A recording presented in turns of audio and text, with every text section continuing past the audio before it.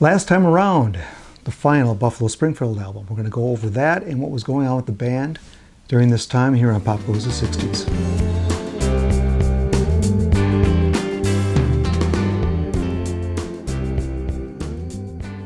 I'm Matt Williamson. Thanks a lot for tuning in to these videos on the Buffalo Springfield, one of my favorite bands.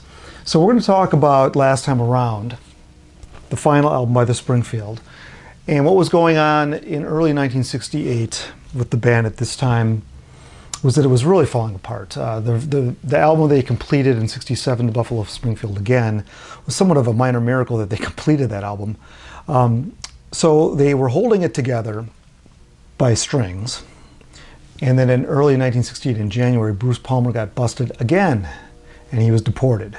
So at this point, Palmer, he was losing interest in the band. You could tell his attitude was not the best, and the band was getting a little bit fed up with him. And when he was busted and deported, they said, okay, we're just going to get a new permanent bassist.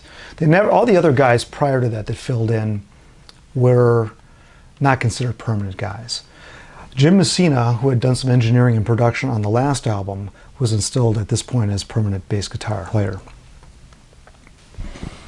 So this album was largely spearheaded by Richie Furay. He and Jim Messina really worked hard to put this record together. Stephen Stills and Neil Young were already looking past the band. At some point during this record, Neil Young left the band and returned a couple weeks later. But his in and out ways with the band at this point only netted him a few songs on this record and only one lead vocal. But that lead vocal is on a very good song called I Am a Child. I am a child, I last a while, you can't conceive. The other Neil Young song of note on this record is called On the Way Home, and it's lead sung by Richie Furay, and it was one of their, I guess you call it their last hit single, although it was a moderate hit. I think it charted in the 80s. But a wonderful song, captures the band. It's a full band production. Bruce is actually playing on that song. It was recorded a little bit earlier, and one of their best songs. Now I won't be back till later on if I do come back at all. Richie really starts to go more in a country vein in this record.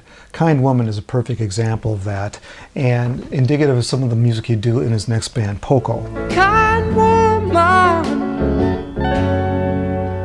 won't you love me tonight? Same thing goes for the song Carefree Country Day, which was written by Jim Messina. Oh, what a wonderful way to spend a carefree country day. But generally speaking, the rest of the songs on this album, which are mostly Richie Furay and Stephen Stills, are very poppy.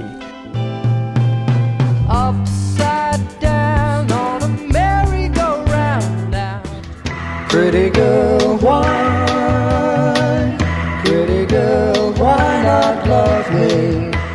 What makes this record strong are probably the Neil Young songs, but what makes this record weak is that there's not enough Neil Young songs.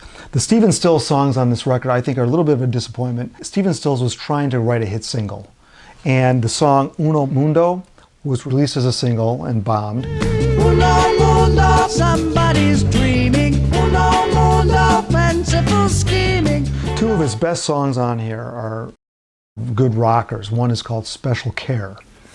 The other is called Questions, which he revived later on in Crosby, Stills and Nash under the song title Carry On. With the questions of 1,000 dreams. What you that special care has been taken to make you aware. Another interesting song on this record is one of their most psychedelic songs. It's called The Hour of Not Quite Rain. And this is a Richie Furay song. And he's probably the least likely to come out and write a psychedelic song. But this song was the result of a write-in contest they had in 1967, where somebody could write in and they would write lyrics, and the best set of lyrics would be chosen. The band would record them.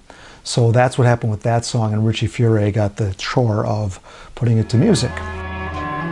In the hour of not quite rain. So during the recording of these tracks, the band did continue to tour, and they hooked up with a very good tour with the Beach Boys and the Strawberry Alarm Clock in the Southeast. And they were looking forward to making some money on this tour. But disaster struck when Martin Luther King was shot. Thus, some of the shows in the Southeast were canceled as a result. Also, Neil Young suffered from an epileptic seizure, and he missed a few shows. So, with the cancellation of the shows I mentioned, they wound up back in LA broke, and they thought, well, this is the end.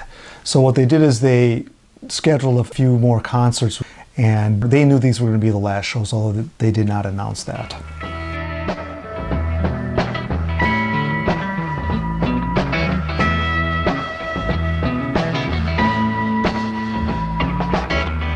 Something happened here.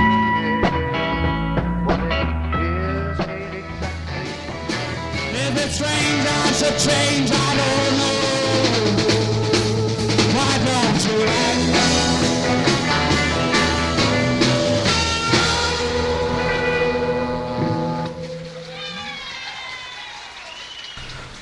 So by the time this record came out in July of 1968, the band had already broken up. Which was a shame because it seemed like the public was ready for this type of music by summer of '68. And this is when the country rock started to come into music, into the pop music, and several bands started to form around what I would consider the sound of the Buffalo Springfield.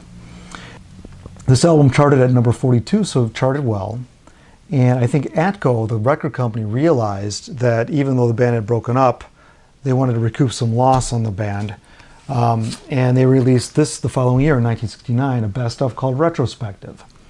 So this has become their biggest selling album. It went platinum eventually, and was a nice bridge to the bands that were to come after from these guys, namely Crosby, Stills and Nash, Neil Young solo, and with Crosby, Stills, Nash and Young, Poco, and then Loggins and Messina. So a lot of great stuff followed this band, and if it wasn't for those guys getting great fame later, I guess the Buffalo Springfield would be a mere footnote. Thanks for taking the time to watch this review on the Buffalo Springfield. I've got a couple other Springfield reviews, so check those out too here on my channel. And if you do me a big favor, hit that like button for me. So see you next time here on Pop Goes the 60s.